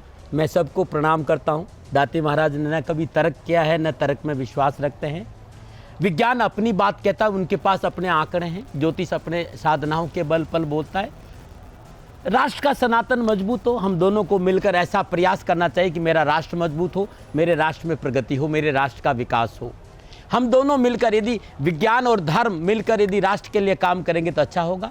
तर्क वितर्क में सदा कुछ मिलता नहीं है। हाँ, इस समय जिस तरह के ग्रह योगायोग है, अद्भुत ग्रह योगायोग है। मैं भारत की बात कर सकता हूं क्योंकि मैं राष्ट्र के लिए जीता हूं। इस राष्ट्र का विकास आने वाले 5 सालों में कोई नहीं रोक सकता, क्योंकि सभी ग्रह अपनी गति पे भारत का साथ देंगे। ग्रह नक्षत्रों की गणनाओं के आधार पर मेरा राष्ट्र प्रगतिशील होगा, मेरा युवा प्रगतिशील होगा और रोजगार के 1 से अधिक साधन उपलब्ध होंगे और भारत विकास की ओर अग्रसर होगा। तो मेरे राष्ट्र की मजबूती है, ये मेरा अनुभव कहता है। बहुत सुंदर बात कही महाराज जी, और देखिए यहाँ पर तालियां बज गई हैं आपकी इस बात पर। और भारत प्रगति करे, हम दुनिया में आगे बढ़ें, ये तो हर कोई चाहता है। अब आते हैं अपने तीसरे सवाल पर। ये सवाल नंबर 3 देखिए आपके सामने। दुनिया के कई मोर्चों पर युद्ध चल रहा है, हम सभी जानते हैं, और सवाल यह है कि क्या 6 ग्रह एक लाइन में आएंगे तो युद्ध और भड़केगा या फिर कहीं कोई शांति होगी? सहगल साहब, चलिए आप ही से शुरू करते हैं। मुझे लगता है काफी देर से आप सब सारी बहस सुन रहे हैं। क्या होगा दुनिया में? ये लड़ाई, ये जंग, इसका कुछ असर पड़ेगा इस खगोलीय घटना का? ये खगोलीय घटना बहुत अच्छी है और 144 साल बाद भारत में महाकुंभ आया है, और इसमें महाकुंभ की वजह से पूरे विश्व में भारत की ख्याति बढ़ेगी। और जहाँ तक उथल पुथल की बात करें तो बहुत सारी कंट्रीज आपस में एक दूसरे के ऊपर हैवी होंगी। अभी करेंसी की भी बात चल रही थी, तो करेंसी को भी हटाने की बात चल रही थी। तो बहुत सारे देश आपस में एक दूसरे की होड़ में कि हम आगे बढ़े, हम आगे बढ़े, वो करते रहेंगे। लेकिन ये जो फिनोमेना बना है, इस फिनोमेना के हिसाब से बहुत सारा असर पड़ने वाला है। चलिए इस पर हम विज्ञान की तरफ से तो जरूर उतर लेंगे, लेकिन हम एक एक करके, शास्त्री जी अब आप बताइए, दुनिया में जंग की आग थमेगी या आग लगती रहेगी? देखिए, बृहस्पति अतिचारी 2027 तक हैं, ये लड़ाई झगड़े चलते रहेंगे, इससे कोई प्रभाव नहीं बिगड़ना है, ऐसे आता है और जाता है। सबसे बड़ी बात है, मंगल अभी नीच का है। 18 मई 2025 तक स्थिति थोड़ी थोड़ी जो बनती बिगड़ती है रहेगी, बल्कि 18 मई के बाद दिसंबर तक सारे कंट्री में, भारत में भी एक सुशासन, शांति का एक उल खिलेगा। और साथ में धर्म के रक्षक, धर्म को मानने वाले, सनातन के पथ पे चलने वाले एक शांति के संदेश देंगे, जिसमें माननीय प्रधानमंत्री जी विश्व पटल पे एक शांति के बीज बोएंगे। उस पे एक अंकुरित बीज होगा जो सबके लिए एक फल के रूप में प्राप्त होगा। तोशिका, कुछ कहना चाह रही हैं आप? इस महाकुंभ में शुरुआत हो चुका है। तोशिका, आप क्या कहेंगे? दुनिया में युद्ध जो है ये बढ़ने वाला है या फिर अब, चूंकि जनवरी आते आते लगा था कि भाई रूस यूक्रेन का युद्ध खत्म हो जाएगा, मिडिल ईस्ट में खत्म हो जाएगा, ट्रंप ने बहुत कुछ कहा था, ट्रंप ने शपथ ले ली, राष्ट्रपति बन गए, उधर बारूद बरस रहा है। देखिए, यहाँ पे आपने जैसे राष्ट्र के बारे में बात की, तो मैं एक चीज़ बोलना चाहूँगी, क्योंकि मंगल का साल है, ठीक है, लेकिन अगर हम अपने वैदिक एस्ट्रोलॉजी के हिसाब से देखें तो ये सूर्य का साल है और सूर्य राजा है और सूर्य यहाँ पे मंत्री है। तो ऐसी स्थिति में जितनी भी आप देखेंगे ना कंट्रीज है, उनके अंदर राइवलरी एटीट्यूड आपको देखने को मिलेगा। आपको सिचुएशंस लगेंगी कि चीज़ें बहुत आगे बढ़ सकती हैं। हाँ, युद्ध हो सकता है, लड़ाई झगड़ा हो सकता है, चीज़ों की धमकियाँ दी जा सकती हैं, लेकिन आप ये देखेंगे कि जैसे ही उन्होंने बताया 18 मई को ट्रांजिट होगा, उसके बाद आप देखेंगे शनि का जो ट्रांजिट है वो 29 मार्च को शनि का भी ट्रांजिट यहाँ पे हो जाएगा। जो मंगल देव वक्री चल रहे हैं वो भी आपको बेटर पोजीशन में देखेंगे। तो आप देखेंगे कि इस स्थितियों के बाद जो है चीजें बेटर होती हुई नजर आएंगी और एक पीस और म्यूचुअल कंसेंट जो है लोगों में जरूर यहाँ पे, यानी दुनिया आपके हिसाब से दुनिया को मई तक का इंतजार करना चाहिए, मई के बाद स्थितियां बदलेंगी। अब ये पूरी बहस आप सब देख रहे हैं, मैं चाहता हूं कि अब दर्शकों के भी कुछ सवाल लिए जाए। हमारे साथ जो स्टूडियो में मौजूद है, आप लोग हाथ उठाइए एक एक करके, तो मैं कोशिश करूंगा आप सबके सवाल लेने के लिए कि क्या है मन में आपके। चलिए सबसे पहले बताइए क्या पूछना चाह रहे हैं। जी, मेरा नाम अभिषेक है और जितने भी ज्योतिष आचार्यगण आए हुए, मेरा सवाल उनसे है। सवाल ये है कि हम सोशल मीडिया स्क्रॉल करते हैं और वहाँ पे हम पाते हैं कि बहुत सारे ऐसे ज्योतिष आचार्यगण हैं जो इस तरीके का कॉन्सेप्ट दे रहे हैं कि आपकी मतलब आप गर्लफ्रेंड कब मिलेगी। जैसे फॉर एग्जांपल एस्ट्रोटॉक ऐप है, एस्ट्रोटॉक ऐप है, तो उस पर बताया जाता है कि आपकी गर्लफ्रेंड। नहीं, आप सीधे सवाल करिए, इतना लंबा नहीं। क्या पूछना क्या चाहते? तो क्या ये सही में कारगर, सही में होगा कि नहीं होगा? भटकाने का काम। हाँ, बोलिए। मेरा प्रश्न ये साइंस फील्ड से, जैसे ये कहते हैं कि जो महाकुंभ लग रहा है वो उसमें साइंटिफिकली मतलब ये कहते हैं कि प्रूफ नहीं है, तो महाकुंभ जो ये ग्रह के नक्षत्र बने इसी नक्षत्र में क्यों लगा है? वो कहीं भी और भी लग सकता है। ठीक है। चलिए, अब महाकुंभ का एक बड़ा प्रश्न आया है। एक तो आया कि व्यक्तिगत जीवन में ज्योतिष कहते हैं कि ऐसा हो जाएगा वैसा हो जाएगा, उन्होंने कहा गर्लफ्रेंड मिल जाएगी। हाँ, महाकुंभ का मैं बताता हूँ बेटा, आपने जो क्वेश्चन किया महाकुंभ का, तो महाकुंभ लगता ही 12 साल में है। और क्यों लगता है? क्योंकि आपकी मकर राशि में जब शनि होता है, नहीं कुंभ राशि में शनि और कुंभ राशि में ही आपका चंद्रमा और वृष राशि में जब आपका बृहस्पति आता है तब महाकुंभ लगता है आपका प्रयाग में। इसी प्रकार 4 जगह महाकुंभ लगते हैं, नासिक में, उज्जैन में और हरिद्वार में। तो ये जो ज्योतिषी गणना है कई हजारों वर्ष पहले बताई जा चुकी है और कई हजारों वर्ष पिछले का आपको आकलन मिलता है, इसीलिए सबसे प्राचीन ये ज्योतिष है। मैं उस बेटा के उत्तर देना चाहता हूँ। बेटा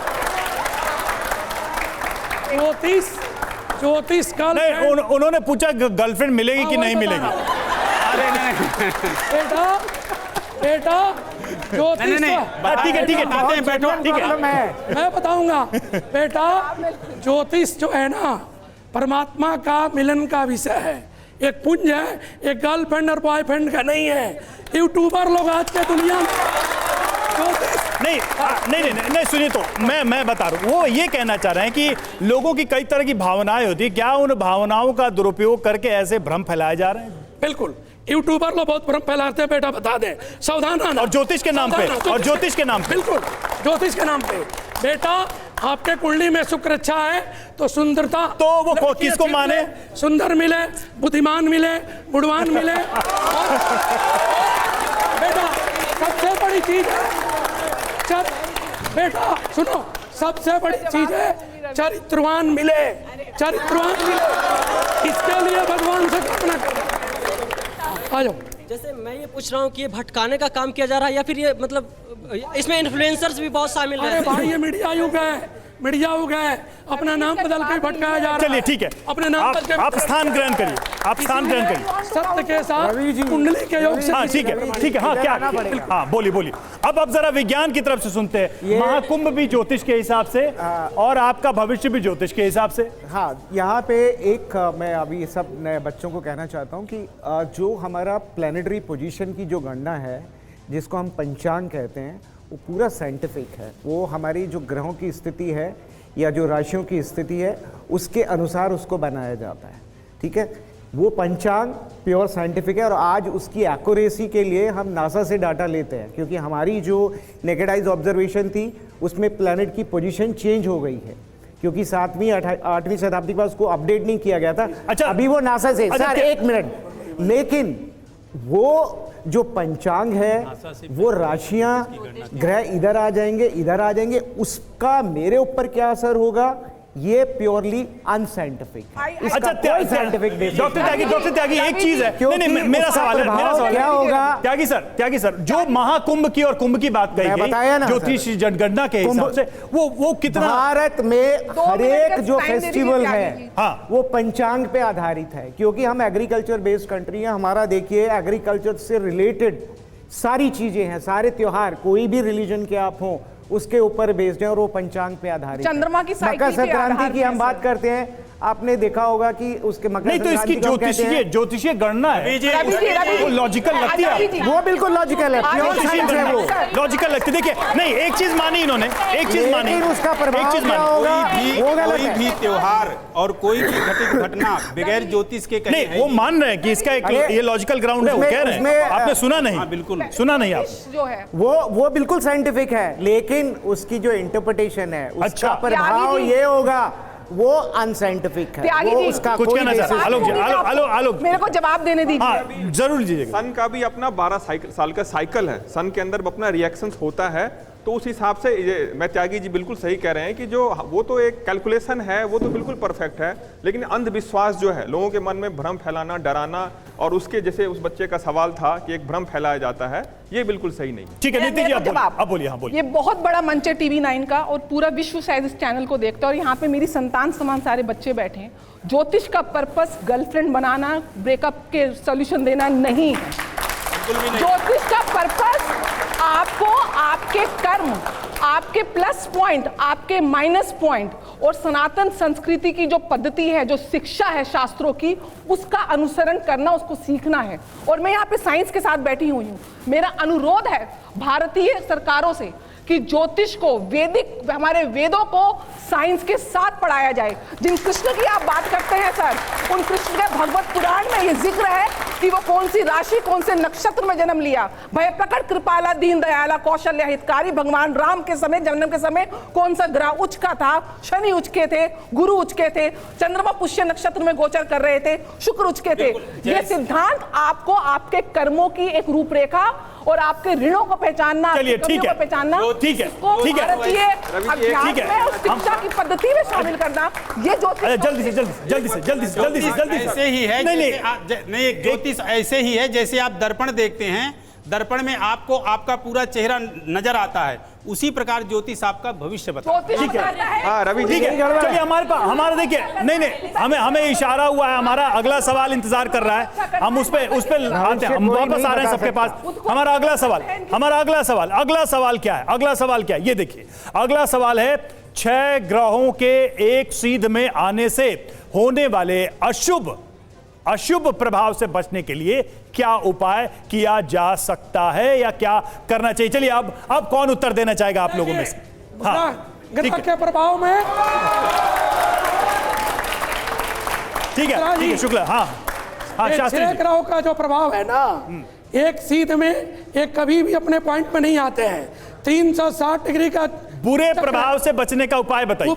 उपाय है बेटा, कुंभ स्नान चल रहा है, अपने माता पिता गुरुजनों की सेवा, इष्ट की साधना और भगवान के मंत्र के जप, आप नमो भगवते वासुदेवाय से लेकर ये तो जीवन भर करना चाहिए। इसमें इसका क्या मतलब है? ये तो वैल्यू सिस्टम है, ये तो जीवन भर करना चाहिए। माता पिता की सेवा जीवन भर करना चाहिए। बच्चे आप सुनो, ये 6 ग्रह है ना, सूर्य आपके पिता है, सूर्य आपके पिता है, पिता से ही तो जीवन चलता है, पिता से माया ना। सर इसमें ज्योतिष का क्या, आप इसको क्या कीजिए? आइए उपाय क्या? सीधा सवाल जवाब ले रहे हैं।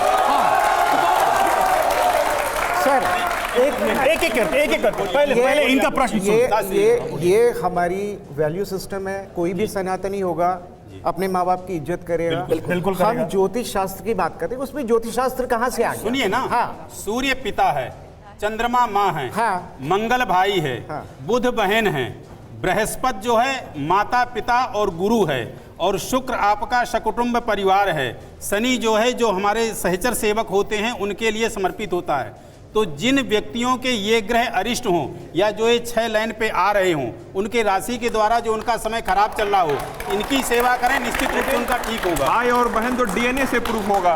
अरे भाई साहब, डीएनए नहीं, जो इनके भाई पूरा प्रकृति के ऊपर चर्चा करें। नहीं, पूरा प्रकृति की चर्चा हमारे बिलीफ सिस्टम है। सुनते हैं, बहुत सारे असम्पशंस ले लिए आपने, ये इसको रिप्रेजेंट कर रहा है, ये इसको रिप्रेजेंट कर रहा है। डॉक्टर त्यागी देखिए, ये भावना भी तो हो सकती है, मान्यता भी तो हो सकती है। इसका लॉजिक क्या है? हमारे क्या ग्रहों का दान उपदान है, हमारे ग्रहों का कलर है, 7 ही 3 8 दिन नहीं है, 7 रंग 8 रंग नहीं है, इसलिए एक एक ग्रह का एक एक दान उपदान है। हम इसमें दान करें, उपदान करें। हमारे मंत्र चिकित्सा है, हमारे सूर्य का भी मंत्र है, ओम आ कृष्ण नरेशा प्रतवानो निवसन्ना मृतो मृदंजा ऋणेन सविता रथेनो देवा मेरा गुणानि पसंद सूर्याय नमः मंत्र को जप करें। मैं प्रश्न मेरा कुछ और था। हमने जो प्रश्न पूछा, आप लोग भी सुनिए, चूंकि देखिए उधर से भी उत्तर आ रहा है। सारे उत्तर हम आपसे नहीं लेंगे, हमारे पास और भी ज्योतिषाचार्य हैं। आप लोग बैठिए, मैं प्रश्न दोहराता हूं, बैठिए।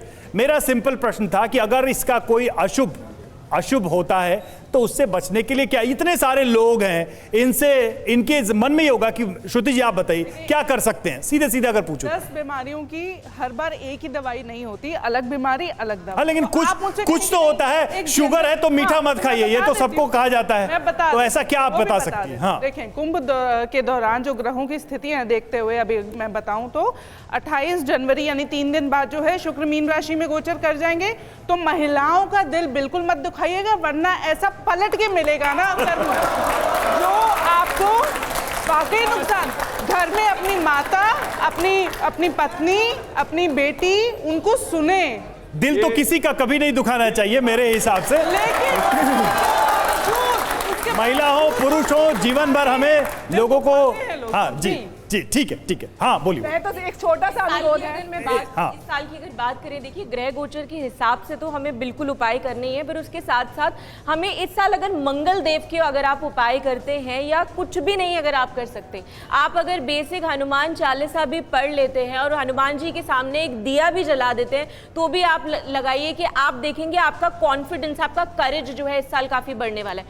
वहीं पे महाकुंभ यहाँ पे लगा हुआ है, तो हाथ जोड़ के आप सभी से विनम्र निवेदन है कि आप प्लीज हमारी जो सनातन धर्म को है प्रमोट कीजिए और आप जरूर महाकुंभ जाइए, अपने माता पिता को लेकर जाइए, अपने सूर्य को, अपने चंद्रमा को बलवान कीजिए और साथ के साथ अपने शुक्र को बहुत अच्छा। चलिए अब अगले सवाल पे आते हैं, हमारे पास बहुत सारे सवाल हैं, सवालों की कमी नहीं है। अगला सवाल देखिए क्या है, क्या 6 ग्रहों के एक लाइन में आने से आपदाएं और महामारी बढ़ेगी? क्योंकि अक्सर ये कई बार आशंकाएं व्यक्त की जाती हैं कि कुछ अनिष्ट होगा और ऐसी चीजें होंगी, तो क्या ऐसी कोई संभावना है? अब बताइए आप में से कौन इसका उत्तर देना चाहेगा? शास्त्र में, मैथिली ज्योतिष में जो बाहरी ग्रह हैं मंगल और शनि और राहु और केतु, ये जब भी युति या एस्पेक्ट करते हैं तो आपदाएं और इस तरह की वैश्विक परेशानियां आती हैं, जिसकी जो संभावनाएं हैं वो आपको देखने को मिलेंगी। इस वर्ष सुनामी, अर्थक्वेक्स और इस प्रकार से वॉर में भी काफी ज्यादा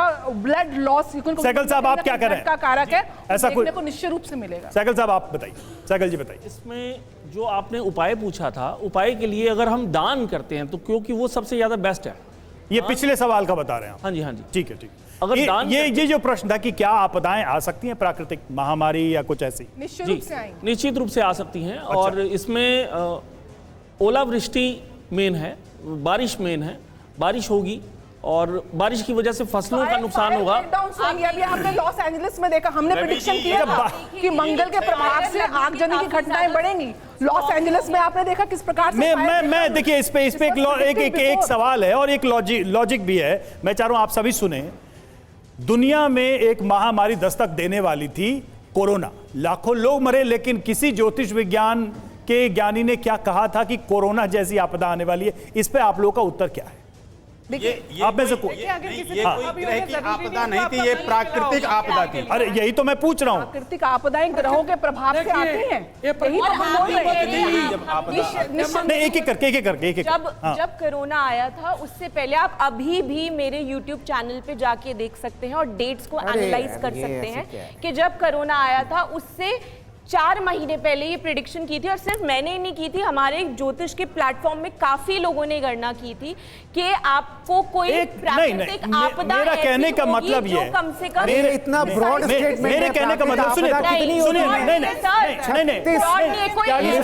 डॉक्टर त्यागी, मैं एक पॉइंट रेज करता हूं, प्रिसीजन की हो रही है। मैं एक पॉइंट रेज करता हूं कि देखिए जैसे सुनामी आनी होती है या तूफान आना होता है तो मेट्रोलॉजिकल डिपार्टमेंट कहता है भाई हट जाइए किनारे से, समुद्री तूफान आने वाला है, ऐसी आपदा आने वाली है। ज्योतिष विज्ञान की तरफ से ऐसी आपदा के संकेत क्यों नहीं आए, या आए तो कहां आए? आप लोगों में से कुछ कहना चाह रहे हैं, आप बोलिए। सर मेरा क्वेश्चन सर से है। सर अभी डार्विन की थ्योरी आई थी जो कि गलत हो गई है फिलहाल। डार्विन की थ्योरी ह्यूमन, क्योंकि जो मनुष्य है वो बंदरों की जाति से है, वो गलत हो गई है। सर मेरा क्वेश्चन है कि साइंस हमारे प्रकृति में बहुत सारी चीज़ें एग्जिस्ट करती है, लेकिन तो साइंस रिसर्च क्यों करता है? ठीक है, आप क्या हमारा ये प्रश्न है कि एस्ट्रोलॉजी से है कि हमारे स्टूडेंट के लाइफ पे इस सब संकट से क्या असर पड़ने वाला है। ठीक है, बहुत बढ़िया क्वेश्चन, इसका जवाब दीजिएगा छात्रों के लिए। मेरा नाम यहाँ ज्यादातर छात्र। और मेरा क्वेश्चन मैम अभी आप लोगों से ये ज्योतिष, जैसे कि मेरे दोस्त ने पूछा था, मीडिया पे एस्ट्रोलॉजी नाम का ऐप है, इसके बारे में सब नहीं, हमको उसमें नहीं जाना। आपका सवाल क्या है? सवाल आप बताइए, सवाल बताइए। अब ये जो 7 ग्रह है, मैं मानती इसमें विश्वास करती हूँ, ज्योतिषी में 100% तो नहीं करती, बट 7 ग्रह में जब एक साथ एक ही लाइन पे आएंगे तो क्या इफेक्ट हम लोगों की लाइफ पे पड़ेगा? ठीक है, हाँ जल्दी। मेरा सवाल जैसे कि अभी सर ने पूछा था, हाँ सवाल क्या है? सीधे सवाल। भगवत गीता में लिखा है कि सब भगवान की मर्जी से होता है, फिर एस्ट्रोलॉजी का क्या मतलब? ठीक है। सर मेरा सवाल एस्ट्रोलॉजर सर, उन्होंने कहा कि एस्ट्रोलॉजर एक भविष्य मतलब 10 आने वाले तरह है। मैं ये बोलना चाहती हूँ, हमेशा एस्ट्रोलॉजर अच्छी बातें बनाते हैं आपके बारे में, हमेशा कि आपके भविष्य में अच्छा ही होगा। अच्छा, ऐसा भी है। सर मेरे को ये क्वेश्चन है कि अगर फ्यूचर आप लोग देख सकते हो तो क्या आप लोग किसी का नाम चेंज हो और किसी की कास्ट मतलब सॉरी किसी का नाम चेंज हो या डेट ऑफ बर्थ चेंज हो, डेट ऑफ बर्थ वगैरह चेंज हो तो कैसे सही राशि बताएंगे? चेंज हो तो क्या कर सकते क्या हो? कर सकते हैं? जल्दी जल्दी जल्दी जल्दी जल्दी सर जैसा ये कि छोड़ दिया। जैसा कि हम जानते हैं कि विज्ञान में परीक्षण के लिए किसी भी सिद्धांत के परीक्षण के लिए उसका जरूरी है कि वो परीक्षण योग्य हो, तो क्या ज्योतिष में कोई ऐसा तंत्र है जिससे हम परीक्षण मैकेनिज्म है क्या कोई? हाँ बोलिए बोलिए बोलिए। मेरा क्वेश्चन ये जो अभी इन्होंने बताया कि जो 7 ग्रह वो एक लाइन में आ रहे हैं, तो सर जो जो राशि है उन पर अलग अलग प्रभाव पड़ेगा। अभी 6 बाद में आएंगे 7। हाँ उसके जो सोल्यूशन है वो अलग सब अलग अलग बताएंगे, तो सही कौन सा सोल्यूशन होगा उनका? ठीक है ठीक है ठीक है, आखिरी सवाल ले रहा हूँ मैं। मेरा सवाल ये है, कहा जाता है कि ज्योतिष और वो एक मिथ हाँ, बताता है, एक पॉसिबिलिटीज बताता है। हाँ, अगर ये पॉसिबिलिटीज अगर मिथ होती या नहीं होती, तो जब नवरात्र आते हैं तब कहा जाता है ये चीजें छोड़ देनी चाहिए। ठीक है, अकॉर्डिंग टू तो सवाल क्या टाइम पे मेरा सवाल ये है कि जब चीजें बदल रही हैं, कुछ हो रहा है, तो अगर आप उसके बारे में ये बता रहे हैं कि ये चीजें ऐसी पॉसिबिलिटीज हैं, तो उस चीज को हम गुडविल में कैसे कन्वर्ट? ठीक है जल्दी जल्दी जल्दी जल्दी सवाल सर हाँ, से हाँ, है। जल्दी सर, जल्दी मैं आप। साइंस और साइंटिस्ट की बहुत रिस्पेक्ट करती हूँ, लेकिन सर जब मेरा बर्थ हुआ था तो उसी समय एक ज्योतिष ने वो प्रेडिक्ट कर हाँ, दिया था इस सवाल बालिका को बहुत जल्दी नेत्र रोग हो जाएगा। You can see that. और 3rd क्लास में मेरा चश्मा लग गया था। इसके चलिए ठीक है, अब आपने सुना इतने सारे सवाल, अब एक एक करके मैं चाहता हूँ। एक बच्चे का सवाल है साइंस से, उसने बोला था पहले ले लेते हैं, चूंकि सवाल ज्यादातर इनसे हैं। इधर एक ही है। हाँ बताइए। सबसे पहले तो मैं जवाब आप सबको एक ही देना चाहूंगी। Don't go to any astrologer. Open the books of Vedas and study yourself and analyze how it is impacted. Tyagi sir को मैं बोलूंगी। आप तो आप जो सलाह दे रही हैं उससे आप लोगों के काम पे खतरा आ जाएगा। सर हमारा काम ये काम नहीं, हमारा काम है इन बच्चों को सनातन संस्कृति और वेदों से जोड़ना। सर, ये है मेरा काम। आप दो बात कह रहे हैं। सर वेद पढ़िए, आप दो बात कह रहे हैं। सनातन से जोड़िए, सनातन से जोड़िए। ज्योतिष शास्त्र, ज्योतिष की जो इंटरप्रिटेशन है उससे मत जोड़िए। इंटरप्रिटेशन सनातन से जोड़िए। पर्सनल एबिलिटी सर, एक क्लास में 50 बच्चे पढ़ते हैं, 50 के 50 अव्वल नहीं आते हैं। एक बच्चे का सवाल था, सुनते हैं उनका, बहुत सारे सवाल हैं। बोला साइंस रिसर्च जब ये आज गलत हो जाता है तो साइंस रिसर्च क्यों करता है? देखिए साइंस का स्टडी का काम है नेचर को समझना। आज हमारे पास जो इंस्ट्रूमेंट जो हम आज तक बना पाए हैं हम उस हिसाब से स्टडी करते हैं, और जब टाइम के साथ और प्रिसीजन बढ़ जाता है तो हम और एक्यूरेटली उसको इंटरप्रेट करते हैं। अच्छा, उसमें मेरा एक छोटा सवाल था, हमने जब पढ़ाई की तो उसमें 9 ग्रह थे और अभी जो बच्चे पढ़ रहे हैं वो 8 ग्रह हो गए, तो साइंस भी संख्या घटा बढ़ा रहा है क्या? नहीं, उसमें एक चीज है, जबकि इनके ग्रह फिक्स है। देखिए है ना, रवि जी, हजारों साल से फिक्स है, इधर फिक्स है हजारों साल से, आपके घट बढ़ रहे हैं। एक बात को समझना होगा, प्लूटो साइंस जो है वो गतिशील प्रक्रिया है, फिक्स नहीं है। जो 5000 साल पहले जो ज्ञान था, क्या उसमें आज तक कोई अपडेट नहीं हुआ? वो ज्योतिष करने को तैयार नहीं है। एक्सपेरिमेंटल जो प्रूफ चाहिए उसको, जो विज्ञान की जो ज्ञान की श्रेणी से विज्ञान में लाने के लिए जो परिश्रम चाहिए, उसके लिए किसी ज्योतिष ने, किसी इंस्टीट्यूट ने कोई काम नहीं किया है।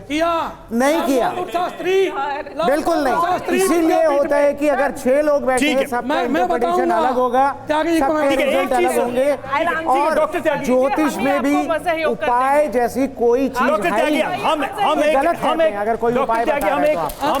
मैं आपको बोल रहा हूँ, एक हम ओपन डिबेट करेंगे, हम सारे, चूंकि मैं सवाल कलेक्ट कर रहा हूँ और निश्चित तौर पे हम कुछ यहाँ कंक्लूड करके ही जाएंगे। 8वां सवाल, अगला सवाल जो है मेरा वो है, अब देखिए वो मैं आपके सामने पढ़ने जा रहा हूं कि ग्रहों के इस महासंयोग का देश के बड़े राजनेताओं पर क्या असर पड़ेगा। यह बहुत ही दिलचस्प सवाल है, क्योंकि देश में एक दिल्ली में चुनाव भी हो रहा है, हमारे ग्रह जो हैं एक सीध में आ रहे हैं, तो इन पर क्या क्या असर पड़ेगा। अब किस नेता के बारे में हमारा ज्योतिष विज्ञान या ज्योतिष शास्त्री क्या कहते हैं, जी बताइए। हाँ चलिए शास्त्री जी से ले रहा हूं मैं कि शास्त्री जी बता रहा हूं, ये जो ग्रह के योग आप बता रहे हैं उसमें बता दूं। थोड़ी देर के लिए आप फोन रख दीजिए, क्योंकि उससे शायद ऑडियो में कुछ परेशानी आ रही है। मेरी नहीं, बाकी सभी से हमारी तो ऐसे ही ऑडियो ठीक। हाँ ऑडियो ठीक है, आप बताइए। मिश्रा जी, हाँ, सूर्य और मंगल का वर्ष है। नहीं, सीधे बताइए, नेता, किस नेता के बारे में आप बताना चाहते हैं? देखिए, मैं प्रधानमंत्री जी के बारे में बताना चाहता हूं। ठीक है, बताइए। माननीय प्रधानमंत्री के जीवन में इस ग्रहों के योग संयोग से, सूर्य के और मंगल के प्रभाव से अपना पक्ष भारत का मजबूत होगा और हम अस्थायी सदस्य बनेंगे, अस्थायी सदस्य बनेंगे, GDP के ग्रोथ करते हुए, और दिल्ली प्रदेश में इनके योग के कारण बीजेपी अपना चलिए, आप तो काम करने जा बीजेपी रही की है। सरकार बना रहे हैं दिल्ली में। चलिए एजेंडा पा रहा है। दूसरा कोई नेता जिसके बारे में, हाँ बताइए सहगल साहब। मोदी जी के बारे में सबसे पहले मैं बता देता हूँ। अच्छा बताइए। उनका वर्चस्व विश्व में बढ़ेगा और बहुत सारे लोग जो हैं उनके साथ जुड़ेंगे और साथ ही साथ भारत भी उन्नति करेगा।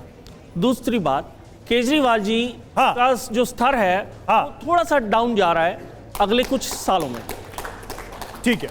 और जहां तक योगी जी की बात करें, अच्छा, योगी जी का प्रसिद्धि विश्व में बढ़ने वाली है और भारत में इतिहास में भी उनका नाम लिखा जाएगा। ठीक है, और कोई नेता? हाँ बताइए, हम लौट रहे शुक्ला जी। हाँ सबसे पहले नरेंद्र मोदी जी के बारे में यहाँ पे बस मैं 2 लाइन बोलना चाहूँगी। ये समय जो है उनके लिए थोड़ा सा कठिन रहेगा क्योंकि वृश्चिक राशि, वृश्चिक लगन की उनकी कुंडली बनती है, लेकिन आप देखेंगे कि वो चीज़ों को ओवरकम कर लेंगे और एट लास्ट जो है अपने सारे वोट बैंक्स हो गए या लोग हो गए उनको इकट्ठा करके एक बहुत अच्छी अलाइनमेंट बनाएंगे। वहीं राहुल गांधी के बारे में अगर बात करूँ, राहुल गांधी बहुत ज़्यादा इस टाइम पर अपनी रैलीज और चीज़ें कर रहे हैं, लेकिन आप देखेंगे उनकी साँठगांठ जो है वो नहीं ठीक से बैठ पाएगी और आप देखेंगे इंटरनल प्रॉब्लम आने वाली है। वो जिन भी लोगों के साथ कंजंक्शन बनाएंगे, शुक्ला जी जल्दी से वाद विवाद होगा और अपना बंदा उनको। शुक्ला जी क्या है पॉलिटिकल प्रेडिक्शन? जल्दी से। पॉलिटिकल प्रेडिक्शन ये है, देखिए कि इस साल सूर्य ही राजा है, सूर्य ही मंत्री है और जो देश का नायक हमारे यानी जो देश को चलाने वाले माननीय जो प्रधानमंत्री है उनकी चमक विशिष्ट रहेगी। ठीक है। उसके साथ साथ जो योगी जी की बात हो रही है तो आने वाले टाइम पे योगी जी का चेहरा चलिए, और उनके कर्मों से ठीक है विशेष निखर के आएगा। 1 मिनट। हाँ। और जो अभी वर्तमान में दिल्ली में सरकार बनने वाली है, अच्छा किसकी बनने वाली है? किस पार्टी की बनने वाली है, उसमें सर्वोत्तम जो स्थिति दिख रही है वो बीजेपी की। ठीक है ठीक है ठीक है ठीक है। ये तो ज्योतिषियों का कहना है कि बीजेपी ही। ठीक है, कर लीजिएगा, आप बताइए। ठीक है। अब देखिए, एक चीज है कि ग्रहों के हिसाब से ये इन्होंने बताया कि ये तय है, जनता तय करेगी दिल्ली की कि सरकार किसकी बनेगी, तब तक तो वेट करना ही पड़ेगा। और देखिए, इस घटना को लेकर सोशल मीडिया पर चर्चा है कि 396 बिलियन साल में ऐसा हो रहा है। जब ये खगोलीय घटना होगी तो 3 सौर तूफान आएंगे, भूकंप आएगा और यह घटना दुनिया की तबाही के संकेत दे रहा है।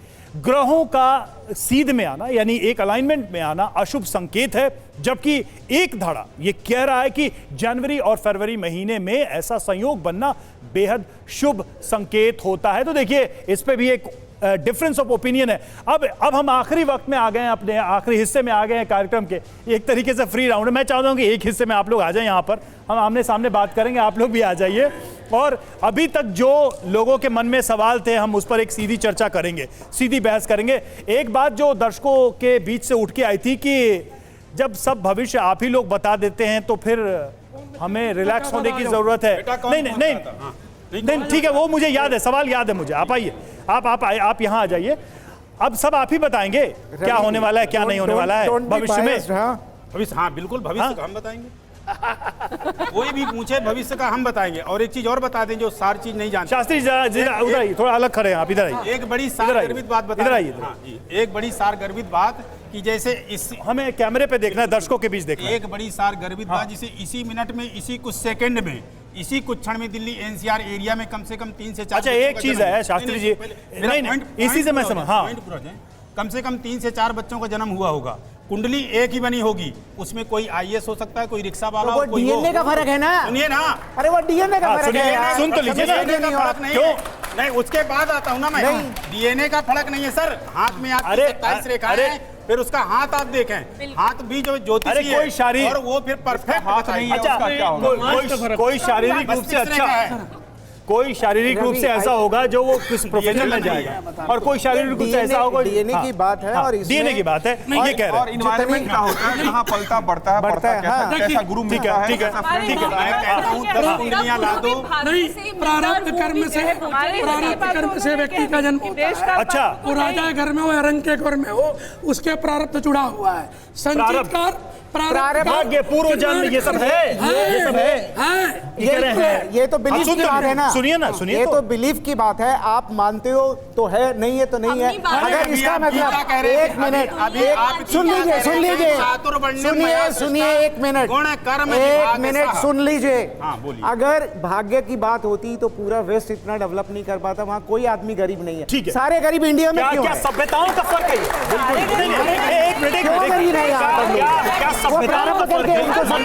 गरीब रखो। नहीं, सुन तो लीजिए, छोड़िए जनाब। आप लोग विज्ञान के प्रति इतना इंटॉलरेंट मत होइए।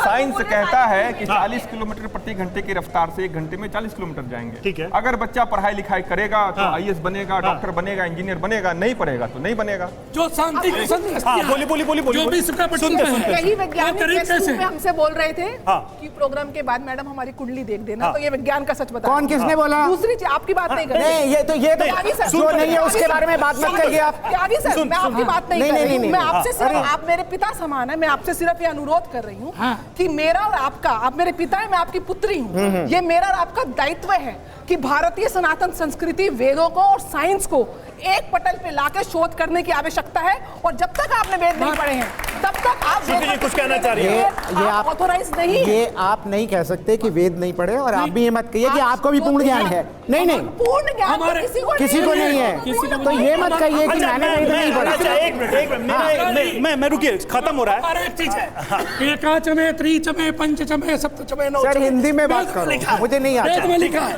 मुझे नहीं आता। वेद में लिखा है, रुद्री के मंत्र हैं, आपके घर अभिषेक पूजा पाठ होता है। हमारे यहाँ भगवान 4 भाई थे, 4 संख्या है, हम सब कुछ खोज के दिए। अच्छा, एक चीज मेरा अंतिम प्रश्न है कि भाग्य या कर्म, सीधा बता। कर्म के आधार पे भाग्य बनता है और बिगड़ता है। कर्म पे ही सारा विश्वास, कर्म प्रधान विश्व करी रखा। तो ठीक है, अब समय समाप्त हो रहा है।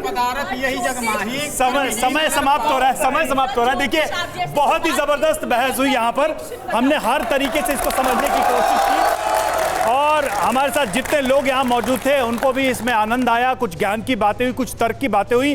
देखिए, TV9 हमेशा ये कोशिश करता है कि विज्ञान के हिसाब से, तर्क के हिसाब से और तथ्यों के हिसाब से हर विषय पर हम बात करें। हमने वही कोशिश की। फिलहाल इस कार्यक्रम में आप सभी का हिस्सा लेने के लिए, आने के लिए बहुत बहुत धन्यवाद।